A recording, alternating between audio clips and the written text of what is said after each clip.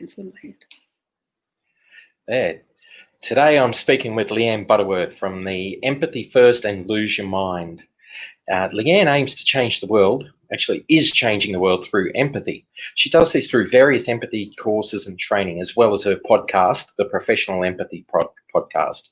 Leanne believes if we show enough people how to make a difference through empathy, together we will create more effective and happier workplaces and save lives. I agree entirely with this, and pleased to welcome Leanne. Welcome, Hello, Leanne. David. How you doing? Yeah, great, thanks. And you? Good. Kids are back at school. I'm happy. Some free time, sort of, time to work. Time to catch up on the last 9 weeks. So one word that every time your name comes up, it's empathy. So, of course. So I'm wondering, what's been your journey? What have you gone through to land on so much of your focus and attention on empathy? So my journey with empathy is a bit sad in a way, and I keep sort of coming back to it, and I love that my name's associated with it now, but my beginnings of it was with postnatal depression. So I never really thought about it before that. Like, it was let me see, I was always project over people, but then when I had my kids, they're 7 and 9 now, I had postnatal depression, and it wasn't diagnosed until Zara, who's my youngest, until she was 3. And the reason it wasn't diagnosed is because I really put it to the side. I didn't really acknowledge it in myself. So there was that self-stigma. But there was also stigma and lack of empathy from those around me. And largely because mine came out as postnatal pissed off. It came out as postnatal rage. So there was a time when Zara was about 18 months where I nearly hurt her. And I was sort of reaching out for help, but I didn't really know that it was postnatal depression, and everybody around me was going, oh, just cherish these moments. The years are long. Oh, no, the days are long, the years are short. Cherish these moments. Just have a drink, just go for a walk. It'll all be over in a blink of an eye. And that didn't really help me because it didn't go away. And so the more I thought about it, when Zara was 3 and I said to my doctor, I'm not feeling so good, and she goes, oh, I think this is bigger than you think it is. Let's get you some help. And it was very much this let's, because the way that I think about it is, if I'd hurt Zara, or if I'd hurt myself, because that went through my mind a lot, I would have made the news and there wouldn't have been a lot of empathy coming back my way. So everything that I do is couched in, what did I need in that moment? And a lot of times I needed somebody to sit and listen and acknowledge and give me a hug. I didn't want people around me like have an action plan. I didn't want them on red alert. So everything that I do, I keep going, oh, if that person had, like, that makes perfect sense that they would be struggling. Like, let's. So it's very much this loving, kind, inclusive language that I use. But that's why it's so important, because I go, I could have been a statistic. Zara could have been a statistic. And I mean, I've got memories of me on the kitchen floor crying with a 2-year-old and a 3-year-old on my back going, Mummy, we're sorry. Mummy, how can we make it better? And of course there's motherly guilt to go with that. So I sort of think, look, if people had done my training, if this had existed earlier, if this was a conversation that people would have had earlier, would it have been picked up earlier? And then what would have been the consequence of that, the positive consequence of that? So that's my why.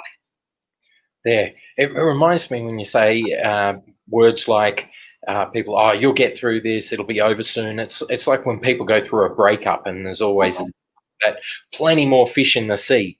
And when you're going through all of that emotion and things like that, it almost grates. It's like, yeah, I don't want to hear that. It doesn't help. So I think keep going.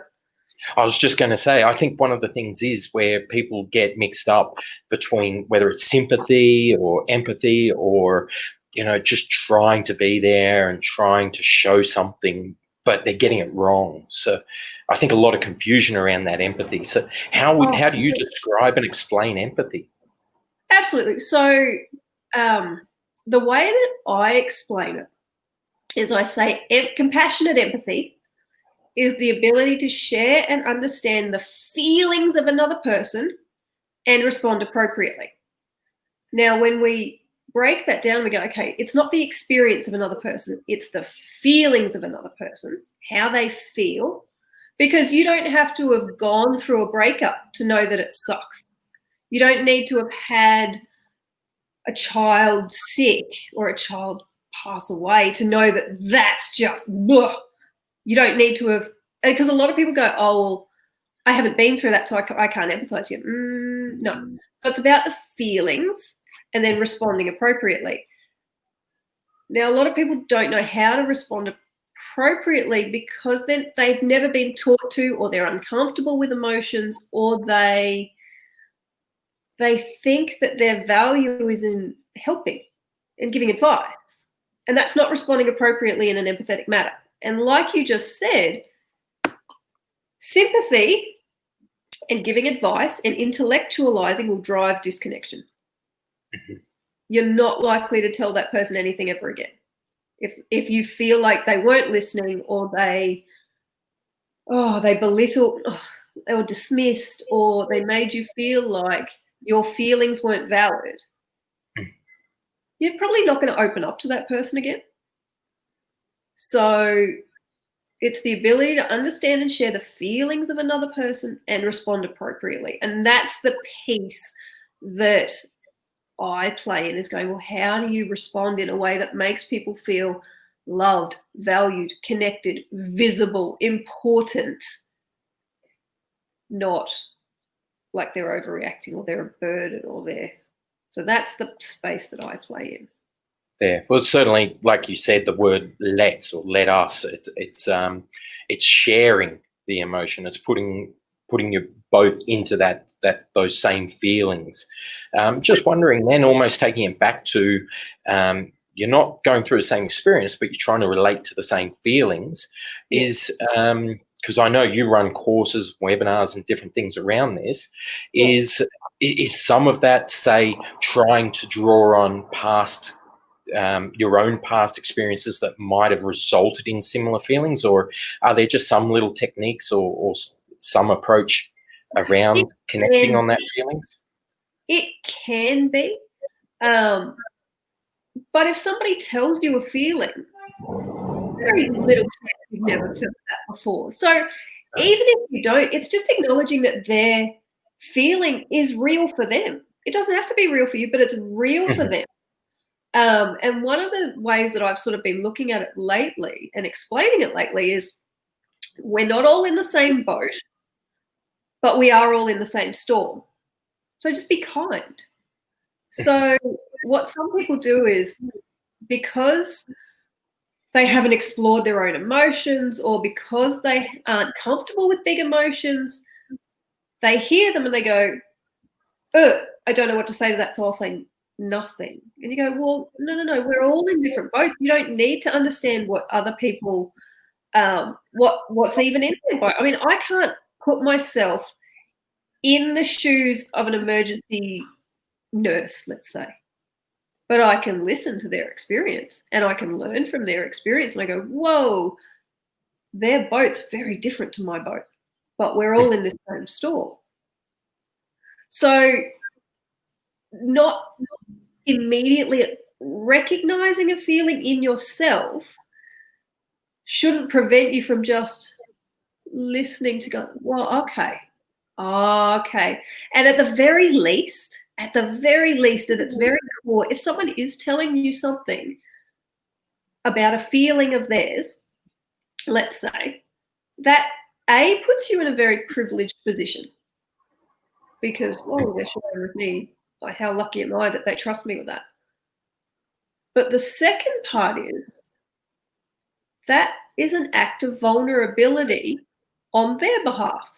So for someone to share their feelings with you is a vulnerable thing. It's uncomfortable. You're afraid you're going to be judged, especially if it's something big, like, I think I'm struggling with my mental health. So even if you don't understand the feelings that they're going through, for them to tell you that is a vulnerable act. And I'm pretty sure you know what feeling vulnerable feels like. Yeah, absolutely. So you can connect with that and go, oh, thank you so much for telling me that. I really appreciate it.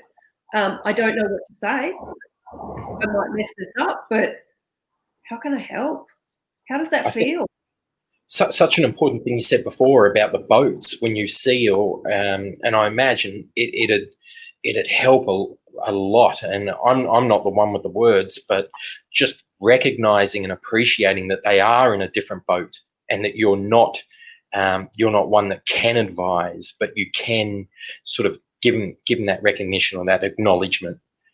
Absolutely. And I mean, a lot of people kind of get into this mindset of going, well, I've been through that, so like if I can do it, anyone can do it, and you should just do this because that worked for me. And you're like, but you haven't listened to my boat. You don't know what's in my boat, because yes, it might have worked for you, and yes, that's very good. And we might get to that further down the conversation, but you've got to listen to my story first and my emotions first and validate those, and then go, oh, okay. And a thing that I think a lot of people miss is consent. Is, can I give you some advice? People just come straight out and go, oh, you should just see a counsellor. Yeah. And it's almost like, I didn't ask you what you think. I'm just telling you. Yeah, and you find that relationships a lot. Yeah. I wanted him to listen. I don't want a solution. I'm a big girl. I can figure out my own stuff. I don't want a solution. Mm-hmm. I want to feel valued. I want to feel heard, important, visible. I want to feel cherished. I want to feel all those things. I want to feel connection. And if your words are making me feel disconnection, then I'm going to get further and further away. I'm not looking for a solution. I'm not looking for advice. And there's a piece of research that says that if someone tells you something emotional and you respond with the intellectual, so advice or a solution or lots of interrogation or whatever it is, it's the same as not responding at all. That's how it's interpreted. So you've got to be really careful about, if you've got good intentions, but you're delivering it in the wrong way, you can actually drive disconnection, and that can hurt a relationship, and that can hurt the other person if they genuinely are reaching out and you've then made them feel dismissed and disconnected. That can cause damage to them and to the relationship. I'm sure in the past myself that's something I'm very guilty of, using the intellectual to address the emotional. And I think that I'm imagining that younger people that haven't gone through so much experience, I had a pretty fortunate upbringing. And then, when you go through things, when other people are and they're sharing it, you don't have the experience or things to address it. You can't help. So it's almost something, I don't think in school people learn how to work with anything like that and with emotions. No. The thing also is, you can go one of two ways. You can either go, oh, okay, well, I've never experienced anything negative in my life. I can't empathize, so I'm not even going to listen. Mm-hmm. Or I've never experienced anything negative in my life. What a privilege this is. I'm going to lean in and I'm going to listen more. And I think, because I always talk about empathy, even though we talk about empathy for other people a lot, empathy is an inside job. The only way you're ever going to be an empathetic person is through self-reflection. How are you with big emotions? How are you with emotions? What are your false beliefs about emotions? Where do you put your value? So it's all about self-reflection, because the more self-care and the more rounded and the more self-aware and emotionally intelligent you are, the better you can be for other people. So, I mean, you look at the whole mental health conversation. Speak up, it's not weak to speak, like all these things, but then we need to get people listening, and that's self-reflection. So you sort of think about it. If you're a perfectionist, and again, I've said it, your intentions are good, but your delivery is off the mark. But if you're a perfectionist and all your life you're like top of the class, helping people, getting stuff right, my value is in what I know and how smart I am, then it's actually really hard to sit and listen with your heart instead of listening with your head. So if that's where your value lies, then being able to show empathy is actually a self-reflection activity. Oh, hang on. Do I overvalue getting things right? If I do, then I'm more likely to try and show people how smart I am by giving them advice, giving them a solution, being helpful. And that's about me. That's not to do with them. So in order to show empathy, you have to self-reflect and go, oh, okay, how do I express? Is that what the other person needs in this moment? Is that what they need? Probably not. They probably don't want a helpline. They probably don't want a pamphlet or to be told, well, you should just talk to HR. They're great. They probably want to feel connected to you because that's why they reached out in the first place, not because they think you're a person. That's interesting, where I actually think that you're almost ahead of your time in focusing so much on empathy, where around the tech world and things like that, there's so much coming out with robotics, automation, AI, and things like that, that greater recognition is being given to, as they say, EQ, or the human skills, soft skills, and things like that, this is moving into the workplace side, that these sorts of skills around empathy, showing empathy, understanding empathy, are going to get far greater weighting than before, than what would, maybe a mundane task or something that a computer can do. Yeah, absolutely. And so there's a couple of things around that. And the first one is, we don't have a lot of measures at the moment in terms of workplace success, KPIs, things like that aren't money. So if we are going to talk about this in a workplace, let's convert it to money. The value of empathy in terms of productivity, absenteeism, staff turnover, lots of different measures, presenteeism, all are enhanced by empathetic leadership and empathetic teams and good workplace culture across the board. There's not a study that sort of goes, workplace full of assholes makes lots of money and has low, no, it's not. It doesn't happen. If you convert that to money, then you think about it costs 6 to 9 months salary on average to replace a staff member. So you're actually better off having empathy for being nice to, nurturing, caring for the staff that you have and treating them like human beings than you are to have this rats off a ship turnstile because of the toxic culture in your organization. And again, that comes to self-reflection.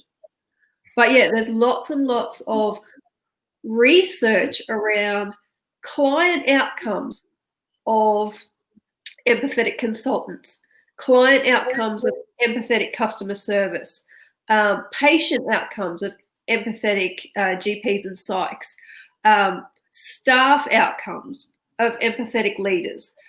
There's lots and lots of that. So I think it depends on what relationship you want to build. If someone is coming to you for information, that's fine. AI, chuck that at them.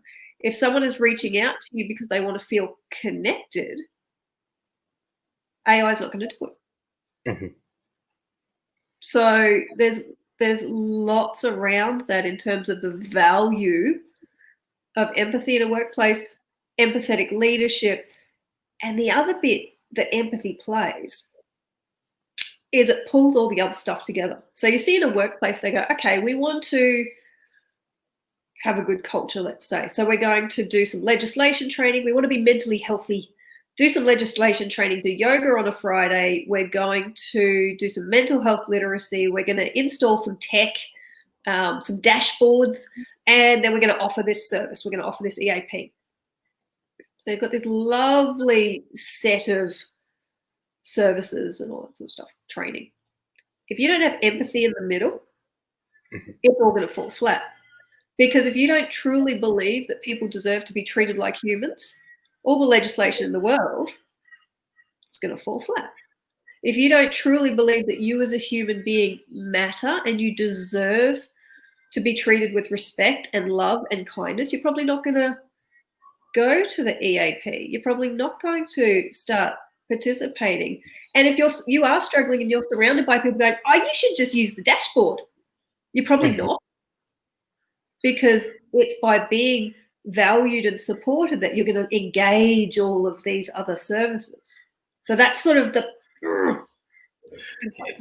It's quite interesting because, as you said, there's a lot of study, and you were referring to empathy, but I think that it's at the core, as you said, around, so much that many people will have studied in business, motivational theory and productivity and corporate culture. And I can't recall if in my own personal studies, if I even saw the word empathy. I may have, but I think in those relationships where the culture kind of comes from, it doesn't matter about all the programs. It's about the relationships, the relationships within a team, between people and things like that. That empathy's at the core. And holding other people to account as well. I mean, there are organisations, Wall Street company Baird, have a no assholes policy. They won't employ them. They won't go anywhere near them. They don't want them in their organisation. Doesn't matter how much money they earn. So part of that culture is, if you see someone acting like a bit of a dick, then you call them out on it. And I think there's not enough of that because we go, I'm not comfortable with strong emotions. I'm not comfortable with any of that. Feelings don't even belong at work. And if you don't even think that feelings belong at work, then how on earth do you have any idea how to respond appropriately? It's interesting. It reminds me of an episode some years ago in Suits where, I don't know if you've ever seen Suits, but Lewis Litt, and he looks after the interns. And there was one intern, I think it was senior interns, and one of them whose actual own productivity, all of those measures, the KPIs and that around him, placed him right at the bottom. However, he was a piece in there that with his support, the relationships, and I'm not talking leadership like management, but his leadership within his team, with his peers, and actually the empathy actually held so much together and raised the productivity of the team, even though him as an individual wasn't showing on paper. Absolutely. When they pulled him out. And Lewis Litt, quite a funny one, has a lot of empathy in him. Yeah. And he understood that. Across the board. And we can put a link later on, but there's a video by Simon Sinek, the trust versus performance graph, and he talks about Navy SEALs. And so they said, who do you want, like SEAL Team 6, who do you want on your team? And do you want this high-performing, low trust high performance, if you had to choose? Or do you want the guy who's okay performance, high trust? The guy who you trust with your life, okay performance. And they said every time we would choose that guy over the high-performing guy nobody trusts. Like across, and I use that video in my training as well, is we then get people to map their team and go, okay, where is everybody? And where are you? Where do you fit on the trust performance axis? And the trouble is we don't have enough measures because you might be really high performing, but your team are just leaving. Mm-hmm. They're all miserable. They've all got insurance claims. They're all on stress leave. They've all got ulcers, but hey, you guys are making tons of cash. Or do you go, no, your team is happy. They're cohesive. They're mentally healthy. They've got good work-life balance. They're happy. They're going to stay. They're not putting in claims all over the shop. And their performance is good. Mm-hmm. I think that's where people recognise that whether it's short-term or long-term as well, that long-term, it's not sustainable to have that high-performing team where people aren't happy and the relationships aren't there and the culture's not right, but it's performing today. Absolutely. And I did, with Kian McLaughlin, I did a podcast recently on empathy in sales. Mhm. And yeah, across the board, if you're in this high stress, toxic environment where you're judged on a daily basis or a quarterly basis on your sales performance, that burns people out. They leave, they get sick. And the thing is also that people don't recognize is if, let's say, you treat everybody like crap and they leave, how are they going to talk about your organization? People don't talk about you, they talk about the organization. So reputationally, like I remember I worked somewhere once and my boss wasn't a very nice person. I'll now never buy from that company ever again. Not just from him. He doesn't even work there anymore. And I've like blasted the whole company. And we do it all the time. Like you get bad service from a teller at NAB. Screw NAB. Or, you know what I mean? Like one person gets bad service because that's how we work. So if we meet with somebody who's not empathetic, we're going to tell 10 people on social media, tell 100 people on social media, but we don't go, oh, that person was nice to me today, because nobody cares. So Yeah, I think the brand reputation, the power of empathy is from empathetic leaders, customer service. Think about your clients, how they're talking about you. Think about your colleagues, how they're people who've left. How do they talk about your organization? Because it takes one person to sort of bring the whole thing down. With empathy then, because as well, we talk like right at the start, we're talking about things like relationship breakups, and when you talk about postnatal depression, we're talking about fairly extreme and pretty heavy emotions, but empathy also is fairly simple everyday things, isn't it? So what are some of the things in the workplace that people just experience every day or every week where the difference between having empathy and showing empathy and not make a difference? Well, I mean, you think about now. Almost everybody's at home. I'm at home. And the ones who aren't at home, they got some seriously awesome things happening. Like they've got great work and they're stressed and they are so important and so valued. And finally, their values being recognized. But we're at home. Up until recently, my kids were here too. So those feelings of overwhelm and grief for something that's gone. You know what I mean? Like businesses who've had contracts vaporize. There's grief and fear and insecurity, and there's also optimism, but it's feeling all of those things in the same minute. A lot of us aren't used to that. And if you're then being told from somebody who's perfectly nice but has their head firmly in a project, oh, you should just get that done by Friday, without any sense of flexibility or compassion or, no, I need this now. And you're like, I have kids jumping on me. I've got a kid who's sick. I'm sick. And instead of going, oh, you rest. And so that comes back to team. It comes back to team culture and being able to say, hey, we got it. We got it. You're valuable. You're important. You take care of yourself, because I know that when you take care of yourself, when you come back, you'll be stronger.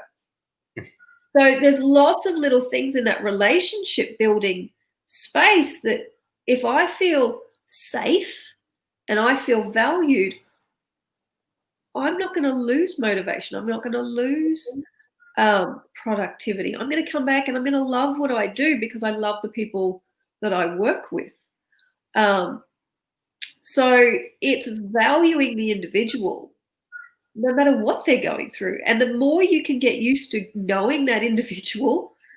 So if you make the time to actually check in, and we've got a webinar on how to do this on email in a way that is empathetic, the more you build those relationships, the more comfortable they'll be to actually come to you when things go bad. So, yeah. Just when you say the email, I thought there's one where so many mistakes and errors can happen. I think Oh, most God. of us have some sort of story of misunderstanding or getting emotional or being abrasive, abrupt in email. It's even just, I mean, yes, it's in everyday emails where you kind of go, oh, really? Is that how you're going to word that to me? Okay, because their head's so firmly in the project, that's all they're thinking about. Blah, blah. But if you genuinely think someone is struggling, there's a way to word that so that they feel valued. You know what I mean? Like reaching out, building a relationship through email. And for one reason or another, I mean, we have to communicate through email. We can't be on the phone all the time. But email's such a special form of communication that's so open to misinterpretation.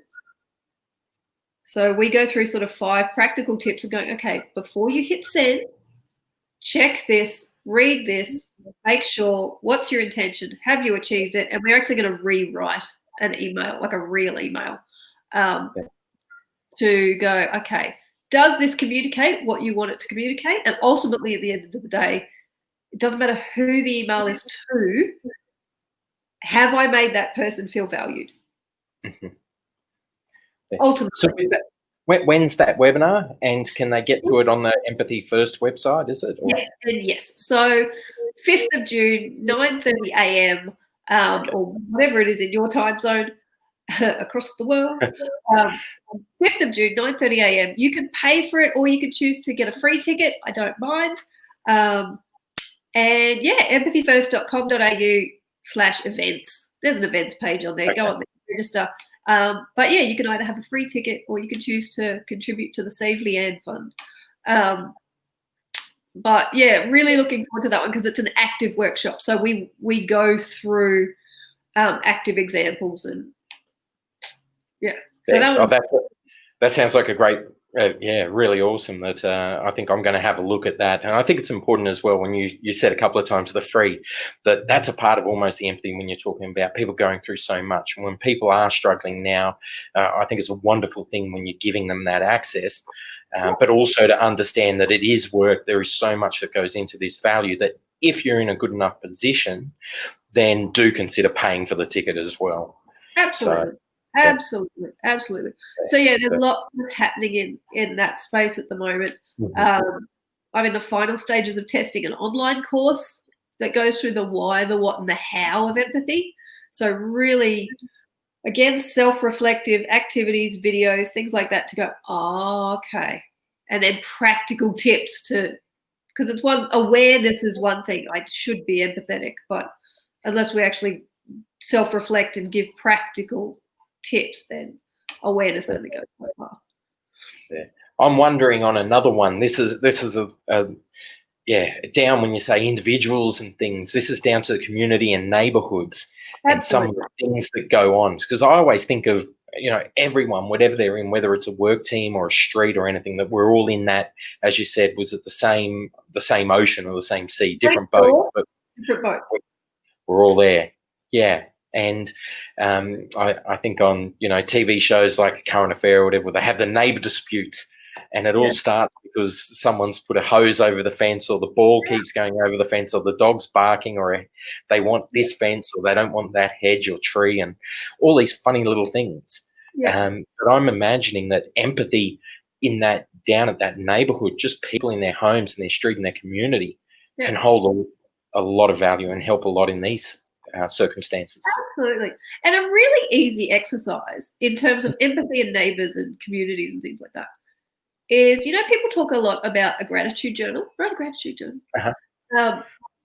And you've got to be in the right mind space for this one, but it's actually to write down a gratitude journal. And like everything, roof over my head, food in the fridge, I have a dog, my kids are healthy, whatever. Right. And then you go through one by one and you cross them out and you go, what if I was in this storm, this COVID-19 storm, and my kids weren't healthy? Okay. Or like my kids had a disability, or, okay. What if I was in this COVID-19 storm and I didn't, because I'm grateful for JobKeeper. and I didn't get JobKeeper, and my bank hadn't let me defer the mortgage for okay, how might that feel? Because not everybody, that doesn't apply to everybody. Okay, I might be living in my car. How would that feel? Where would I go? What would I do? And then you go, oh, there are people in that situation. There are people who have elderly parents who have, you know what I mean, who've lost their job. I'm grateful I still have income streams. Absolutely. I'm thinking it's almost like we want to complain if we've got a glass and it's not full, and but it's half full, and it's that half full, and you're almost saying that if it's a little less full and less full, less full, at least it's half full. Yeah, and it's, yes, I'm grateful for these things, but if I'm going to start going, well, what about my neighbours? What about my community? There are people who cannot write that on a list. You know what I mean? I'm grateful. Yes, I've had this opportunity for 9 weeks to have my kids at home, but if I was a nurse, like, that adds a level of stress, a level of complexity that I haven't had to deal with. That doesn't mean mine's any less valid. Yeah. All right? My experience is any less valid. But if you want to put yourself in somebody else's shoes, look at what you're grateful for and then take it away and go, how would I feel if that was taken away? Because guaranteed there are people who cannot do that. I think that's such an awesome exercise, because doing an exercise like that, you're not changing much, except your mindset can change so different. Your own emotions, your feelings, being happy and being, at least satisfied or pleased that you've got, as you said, those items are there. Yeah. And honestly, the next step often is, well, how can I be of service then? How can I help other people? How can I listen to other people? How can I embrace other people who are struggling with mental health, finances, isolation, can't leave the house? I mean, what if people did have COVID? I mean, you can't go to the shops. So, and that's where that care army are coming in. So people who genuinely go, oh, I have something other people don't have. Let me be of service. Let me share. Let me give. And the only way you can do that is to come from a position of empathy. I think that's one thing for Australia when you mention that, in the care army, that in crisis, whether it's floods or droughts or fires or now COVID-19, people do seem to show a lot more empathy, and they do give and they do want to help until it's over, and then it goes back, and then they'll have those funny little tiffs with neighbours or even in their own homes over the smallest things. Absolutely. And you look at as well, like, what are the drivers for people? So, like, one of the early examples of this was bushfires were all give. You know what I mean? Like, greater good, it didn't affect me. There was nothing for me to be afraid or insecure about, so I could give. But then there was rumours and speculation of lockdowns and stuff, and all of a sudden we're fighting over toilet paper in the aisles because then fear and insecurity kicks in. Mm-hmm. So it's just looking at people's motivation, and sometimes through that lens of going, okay, what are they afraid of? What is what is their biggest fear and insecurity at the moment? Oh, okay, well then that behavior kind of makes sense. Mm-hmm. So it's just coming to understand people from that perspective as well, and going, well, that makes perfect sense that they would behave irrationally if they're driven by fear, mistrust, insecurity because they haven't got good information. Of course they're gonna behave like that. That makes sense. I don't like it, but it kind of makes sense. Whilst on social media, everyone wants to attack and all of this, which is almost like a spiral downwards. But, absolutely. Yeah. So, the more that we talk, the more I realise there's even more to talk about and more to understand. Always, it is a rabbit hole. Yeah, but one that holds so much value, both to ourselves and the people around us, whether it's neighbours, community, your own family, your kids, and the workplace as well.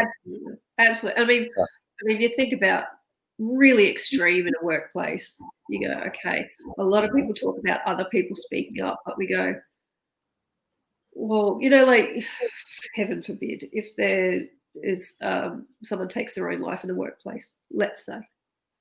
quite often the first question is, well, nobody knew, they never said anything. Projecting. Instead of going, okay, what could we have done better?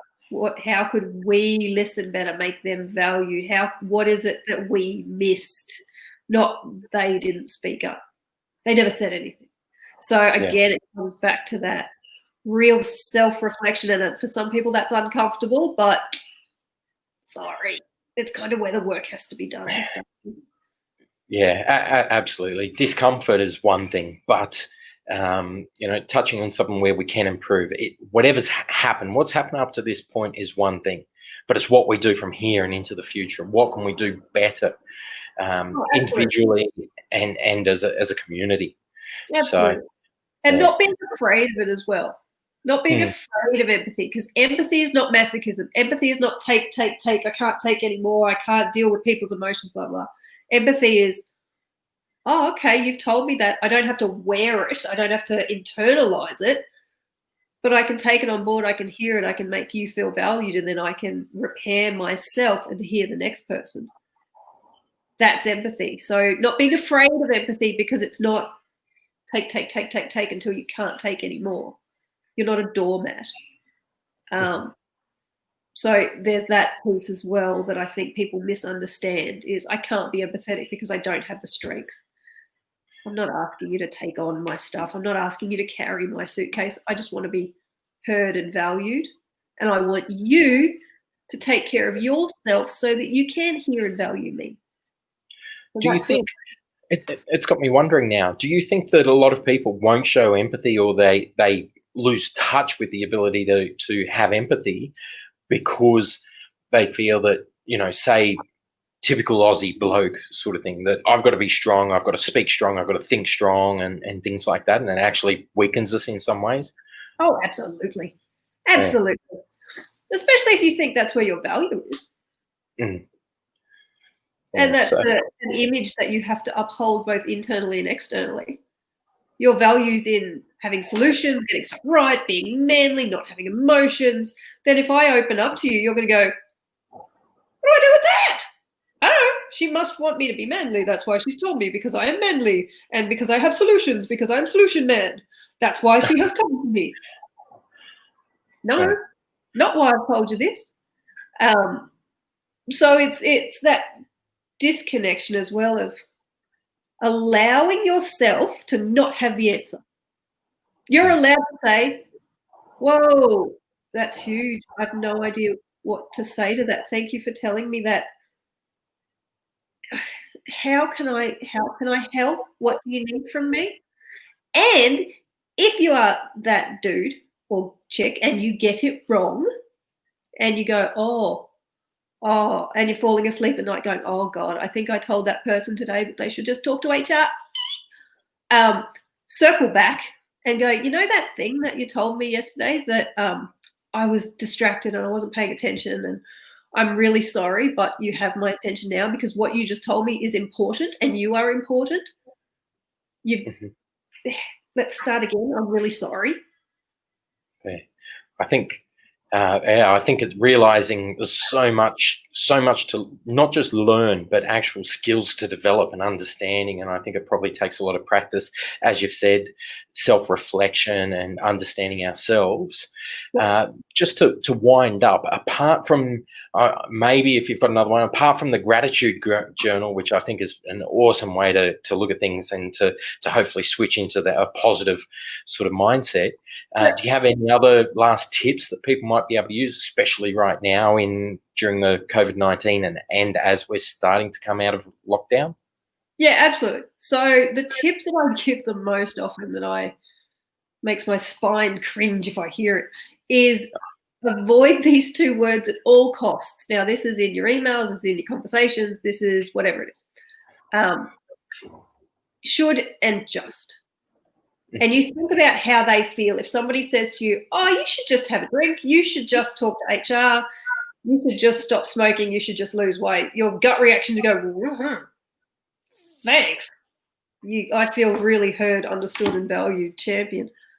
If you can get those words out of your vocabulary, you'll be doing so much better. Just think of different ways to phrase it. But telling someone they should just do anything is damaging and actually can be fatal. You tell someone you should just see a counsellor. Thanks. It implies small. It implies a little thing when it's not necessarily like that. As if it's just that easy. Oh, yeah. Oh, thanks. I'd never thought of that.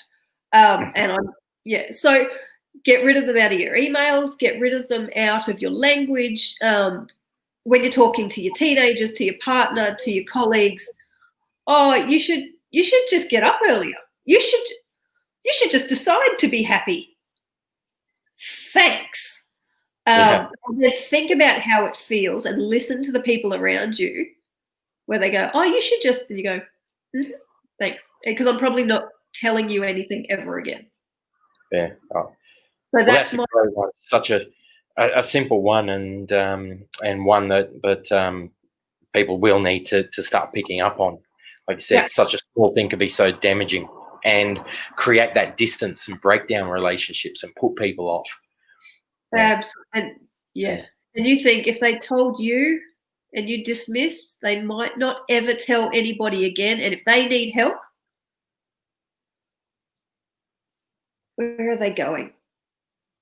Absolutely. So it hurts to not feel heard. It hurts your heart to feel isolated and alone and not heard and undervalued and not important. And so it's our job to make everybody around us feel valued and heard and important and visible.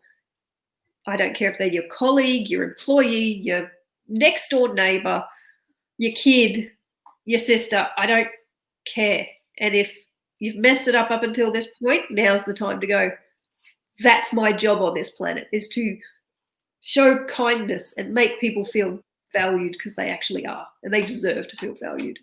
Absolutely. These are people we're talking about our friends, our colleagues, our peers, people that are in this with us, our family. So people should care and should be kind because it costs so little to get it right. But we need to know and learn and practice getting it right. Absolutely. Yeah. Well, thanks, Leanne. Really awesome chatting. And I know we'd go a lot longer, but you've given some really great advice there. I think some really good little things to think about. And people can always jump on the website, look at the events, get onto that webinar. And thank you and appreciate the time. Oh, thank you, David. Thanks, Leanne. Bye.